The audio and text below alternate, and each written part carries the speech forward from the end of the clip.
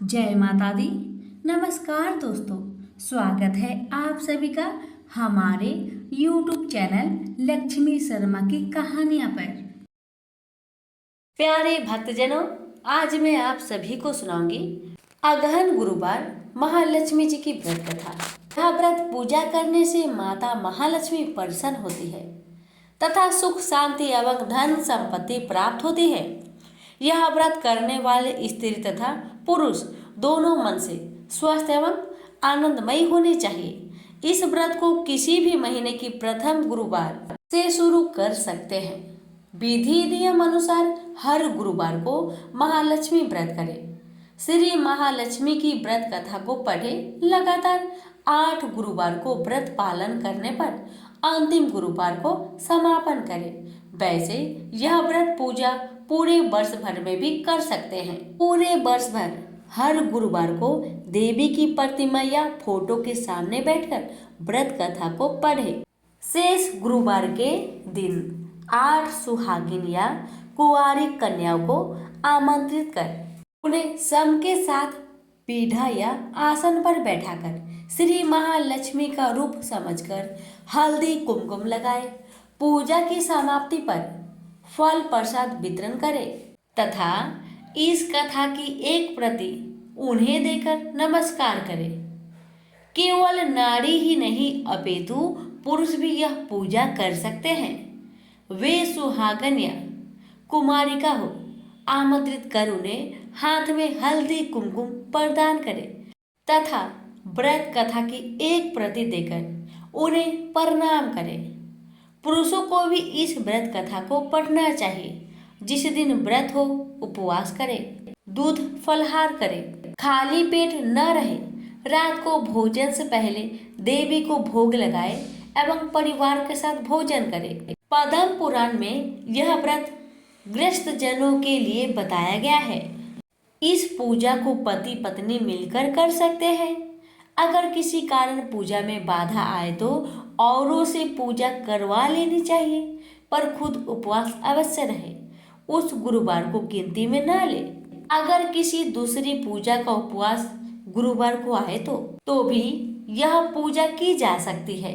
दिन रात में भी पूजा की जा सकती है। दिन में उपवास करें तथा रात में पूजा के बाद भोजन कर ले।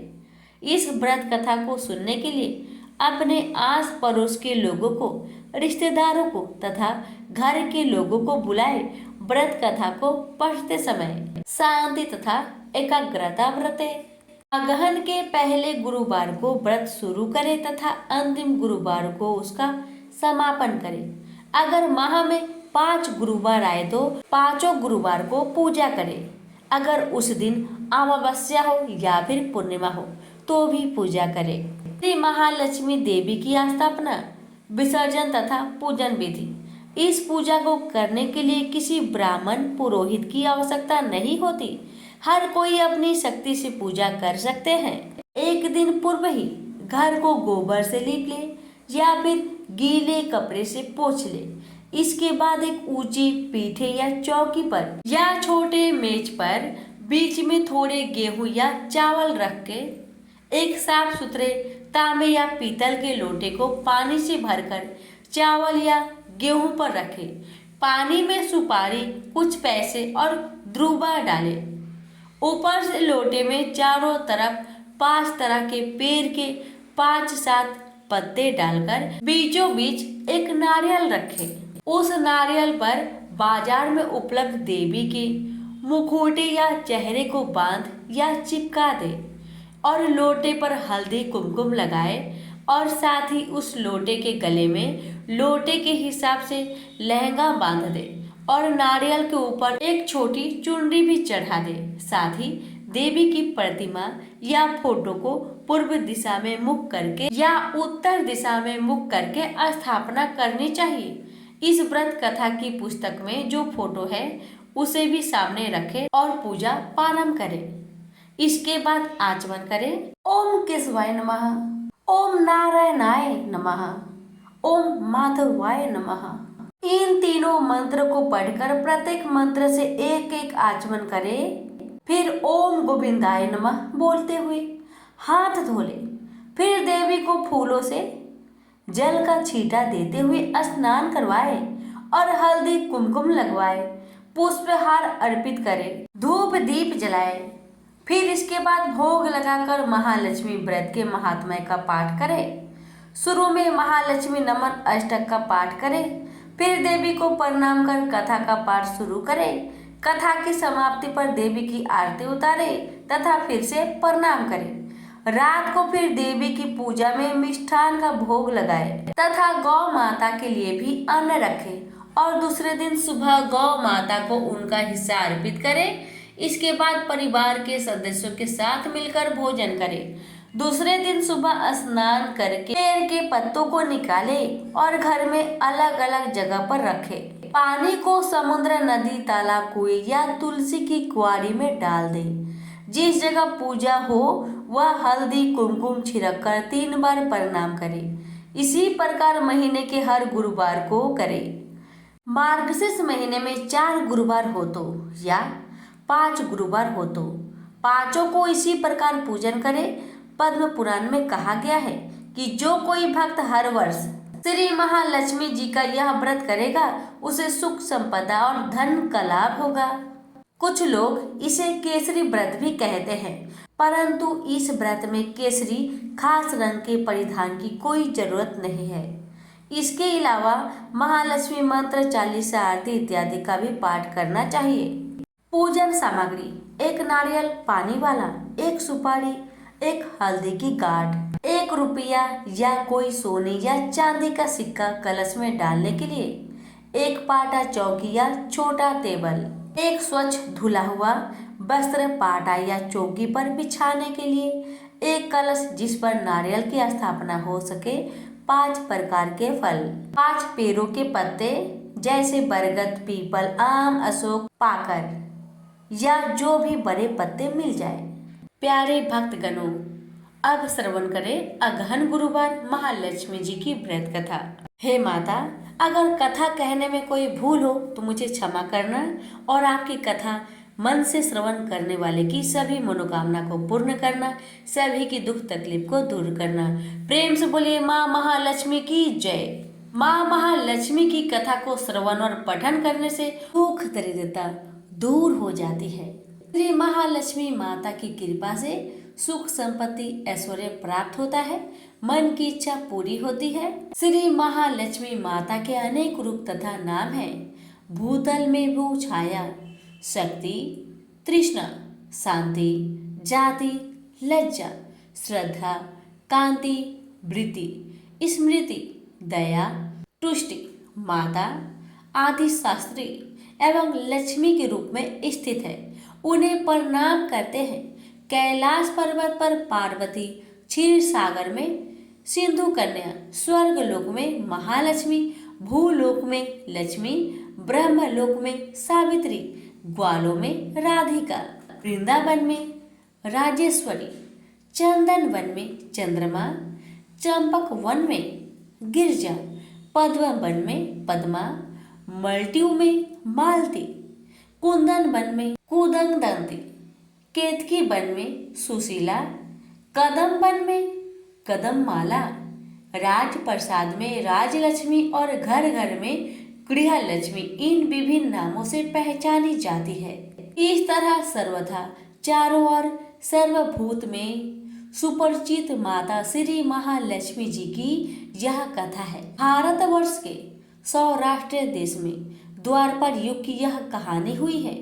सौराष्ट्र में उस समय भद्रश्रवा नाम के राजा थे। वे बड़े पराक्रमी राजा थे। 4 वेद, 6 शस्त्र, 18 पुराणों का उन्हें ज्ञान था। उनकी रानी का नाम सूरत चंद्रिका था। रानी देखने में सुंदर और सुलक्षणा थी तथा पतिव्रता थी। उन दोनों को 7 पुत्र तथा उसके बाद एक कन्या का वरदान मिला था। कन्या का नाम श्यामबाला था। एक बार महालक्ष्मी जी के मन में आया कि जाकर उस राजा के राजप्रसाद में रहे। इससे राजा को दुगनी धन दौलत की प्राप्ति होगी और वह इस धन दौलत से अपनी प्रजा को और सुख दे पाएगा। गरीब के घर अगर रहे और उसे धन दौलत प्राप्त हो तो वह स्वार्थी की तरह केवल अपने ऊपर ही खर्च करेगा। यह सोचकर श्री महालक्ष्मी जी ने बूढ़ी ब्राह्मण स्त्री का रूप धारण किया। हाथ में लाठी लिए लाठी के सहारे रानी के द्वार तक पहुंची। यद्यपि उन्होंने बूढ़ी औरत का रूप धारण किया था, पर उनके चेहरे पर देवी का तेज था। उन्हें देखते ही एक दासी सामने आई। उसने इनका नाम धाम काम धर्म पूछ डाला। वृद्ध ब्राह्मण का रूप धारित माता लक्ष्मी ने कहा, बालिके, मेरा नाम कमला है। मेरे पति का नाम भुवनेश है। हम द्वारिका में रहते हैं। तुम्हारी रानी पिछले जन्म में एक वैश्य की पत्नी थी। वह वैश्य गरीब था। दरिद्र के कारण हर रोज घर में झगड़े होते थे तथा उसका पति रोज उसे मारता था। इन बातों से तंग आकर वह घर छोड़कर चली गई तथा वन जंगल में खाली पेट भटकने लगी। उसकी इस दुर्दशा पर मुझे दया आई तो मैंने उसे सुख संपत्ति देने वाली श्री महालक्ष्मी की कथा सुनाई। मेरे कहने पर उसने श्री महालक्ष्मी का व्रत किया। श्री महालक्ष्मी प्रसन्न हुई, उसकी गरीबी दूर हुई, उसका घर संसार दौलत संपत्ति से भर गया। बाद में पति पत्नी दोनों परलोक सिधारे। लक्ष्मी व्रत करने के कारण वे लक्ष्मी लोक में रहे।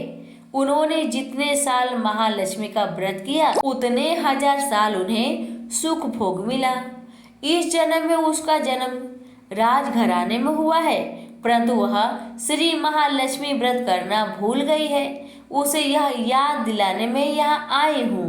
बुढ़िया की बातें सुनकर दासी ने उन्हें प्रणाम किया तथा श्री महालक्ष्मी व्रत किस तरह किया जाए इस बारे में पूछा। बुढ़िया रूप धारण किए हुए लक्ष्मी माता ने दासी को पूजा विधि तथा महिमा बताई। इसके बाद वह दासी माता को प्रणाम कर रानी को बताने अंदर चली गई। राज वैभव में रहते हुए रानी को अपने ऐश्वर्य का बहुत घमंड हुआ था। संपत्ति तथा अधिकार की वजह से वह उन्मत्त हो गई थी। दासी द्वारा बताई गई बुढ़िया की बातें सुनकर आग बबूला होकर राज द्वार पर आकर बुढ़िया रूपी श्री महालक्ष्मी पर बरस पड़ी। उसे यह मालूम नहीं था कि श्री महालक्ष्मी माता बुढ़िया का रूप धारण करके द्वार तक आई है, परंतु रानी का इस कदर रुख बर्ताव तथा अपना अनादर देखकर माता ने वहां ठहरना ठीक न समझा। वे वहां से चल पड़ी। राह में उन्हें राजकुमारी श्यामबाला मिली। उन्होंने श्यामबाला को सारी बात बताई। श्यामबाला अपने ओर से श्री महालक्ष्मी जी से क्षमा मांगी। माता को उस पर दया आई। उन्होंने श्यामबाला को श्री महालक्ष्मी व्रत के बारे में बताया। उस दिन अगहन माह का प्रथम गुरुवार था। श्यामबाला ने परम श्रद्धा से श्री महालक्ष्मी का व्रत रखा। फलस्वरूप राजा सिद्धेश्वर के सुपुत्र मालाधर से उसका विवाह हुआ। वह धन दौलत ऐश्वर्य वैभव से माला माल हो गई। पति के साथ ससुराल में आनंद से दिन बिताने लगी। इधर श्री महालक्ष्मी रानी पर प्रकोप हुआ। फलस्वरूप राजा भद्रश्रवा का राज्य एवं राज कारोबार नष्ट हो गया। यहाँ तक कि खाने के भी लाले पड़ गए। ऐसी हालत में एक दिन रानी ने राजा से निवेदन किया, हमारा दामाद इतना बड़ा राजा है, धनवान है, ऐश्वर्यशाली है, क्यों ना उसके पास जाए, अपना हाल उसे बताए, वह जरूर हमारी मदद करेगा। इस बात पर राजा भद्रश्रवा दामाद के पास रवाना हुए। राज्य में पहुंचकर एक तालाब के किनारे थोड़ी देर विश्राम लेने के लिए ठहरे।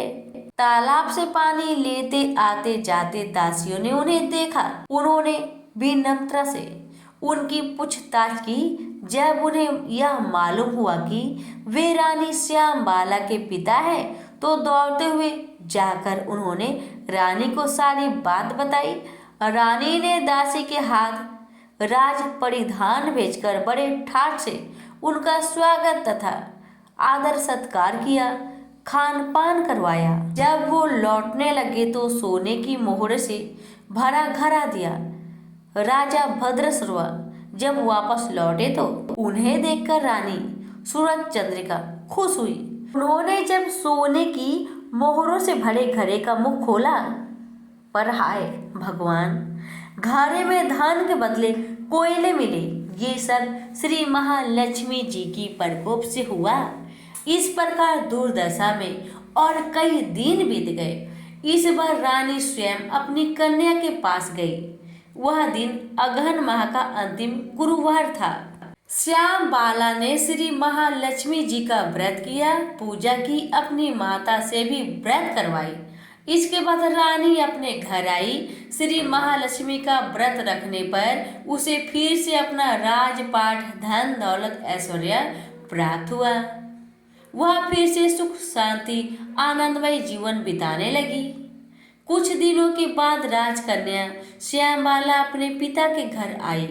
उसे अपने घर देखकर सूरज चंद्रिका को पुरानी बात याद आई, यही कि श्यामबाला ने अपने पिता को घड़ा भरकर कोयला दिया था और उसे कुछ भी नहीं दिया था। इसी कारण श्यामबाला को पिता के घर आने का उसका कोई आदर आतिथ्य नहीं हुआ, बल्कि अनादर हुआ। पर उसने इस बात का बुरा नहीं माना। अपने घर लौटते समय उसने पिता के घर से थोड़ा नमक ले लिया। अपने घर लौटने पर उसके पति ने पूछा, अपने मायके से क्या लाई हो? इस पर उसने जवाब दिया, वहाँ का सार लाई हूँ। पति ने पूछा, इसका मतलब क्या हुआ? श्यामबाला ने कहा, थोड़ा धीरज रखे, सब मालूम हो जाएगा। उस दिन श्यामबाला ने सारा भोजन नमक डाले बिना ही बनाया और पति को परोसा। पति ने खाना चखा, सारा खाना नमक बिना था, इसलिए स्वाद न आया। फिर श्यामबाला ने थाली में नमक डाला, इससे सारा भोजन स्वादिष्ट लगने लगा। अब श्यामबाला ने पति से कहा, यही है वह मायके से लाया हुआ सार। पति को उसकी बात सही लगी। फिर वह दोनों हंसी मजाक करते हुए भोजन करने लगे। कहा गया है कि इस तरह जो कोई श्रद्धा भाव से श्री महालक्ष्मी की पूजा करे, उसे माता की कृपा प्राप्त होती है, सुख संपत्ति शांति प्राप्त होती है, सभी मनोकामनाएं पूरी होती है। परंतु ये सब प्राप्त होने पर माता की पूजा को भूलना नहीं चाहिए। हर गुरुवार को व्रत पाठ अवश्य करना चाहिए। इस तरह श्री महालक्ष्मी की महिमा भक्तों की मनोकामना पूरी करती है। प्रेम से बोलिए महालक्ष्मी माता की जय। आप प्यारे भक्तों, आप श्रवण करेंगे गणेश जी की कथा और गणेश जी की कथा श्रवण करने के बाद सुनेंगे आरती।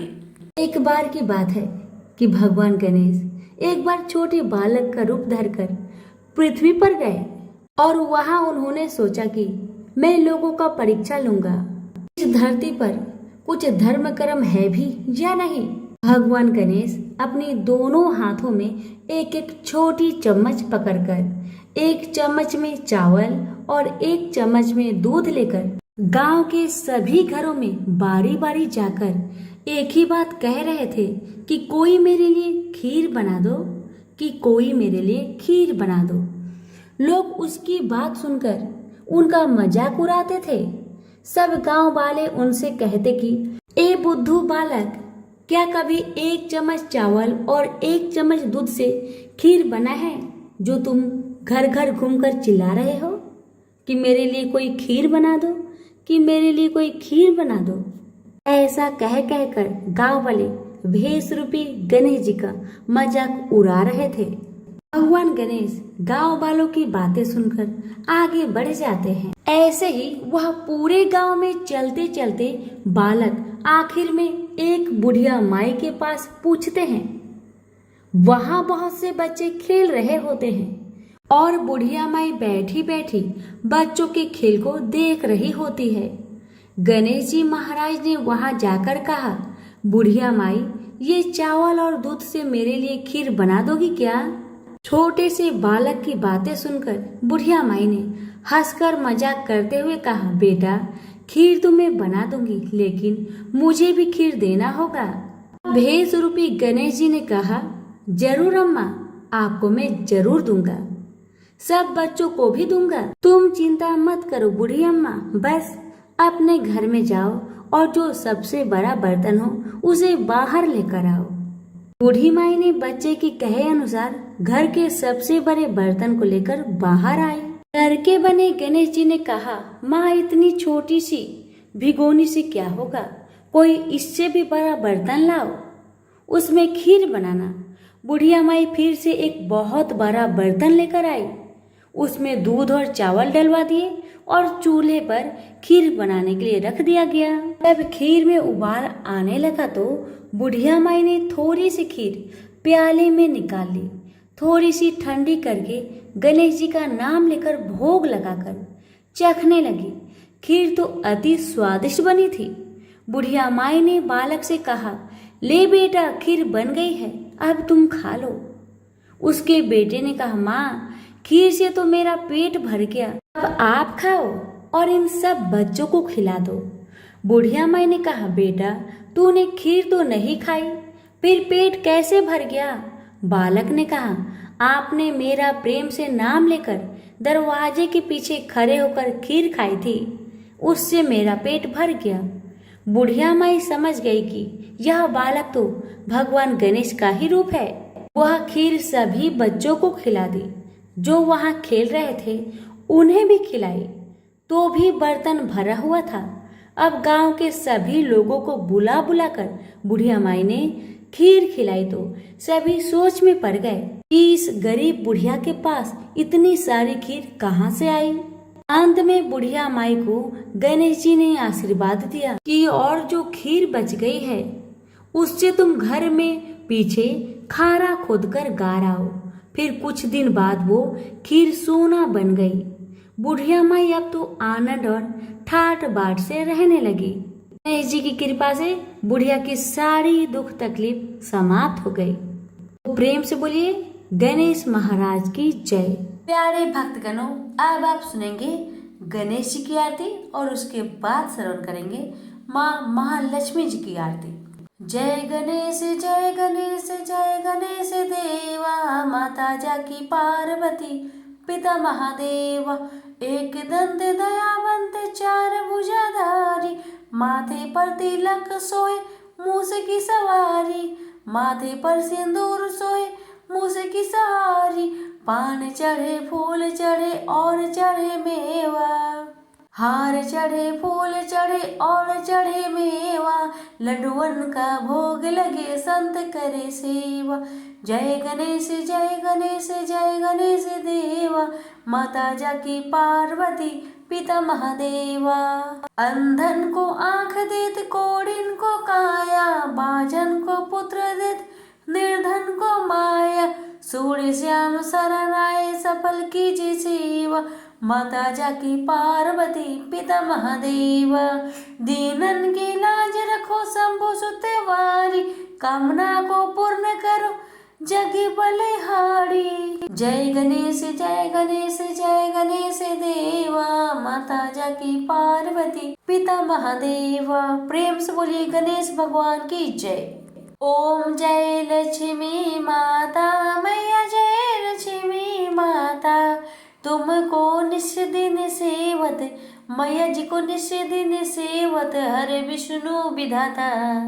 ओम जय लक्ष्मी माता, उमा रमा ब्रह्मानी, तुम ही जग माता, ओ मैया तुम ही जग माता, सूर्य चंद्रमा ध्यावती, नारद ऋषि गाता। ओम जय लक्ष्मी माता, दुर्गा रूप निरंजनी, सुख संपत्ति दाता, ओ मैया सुख संपत्ति दाता, जो कोई तुमको ध्यावत रिद्धि सिद्धि धन पाता। ओम जय लक्ष्मी माता, तुम्हें पाताल निवासनी, तुम शुभदाता, ओ मैया तुम ही शुभदाता, कर्म पर भाव प्रकाशनी, भाव निधि की दाता। ओम जय लक्ष्मी माता, जिस घर तुम रहती ता सब सद्गुण आता, ओ मैया सद्गुण आता, सब संभव हो जाता, मन नहीं घबराता। ओम जय लक्ष्मी माता, तुम बिन यज्ञ न होते, वस्त्र न कोई पाता। ओ मैया वस्त्र न कोई पाता। खान पान का बेभाव सब तुमसे आता।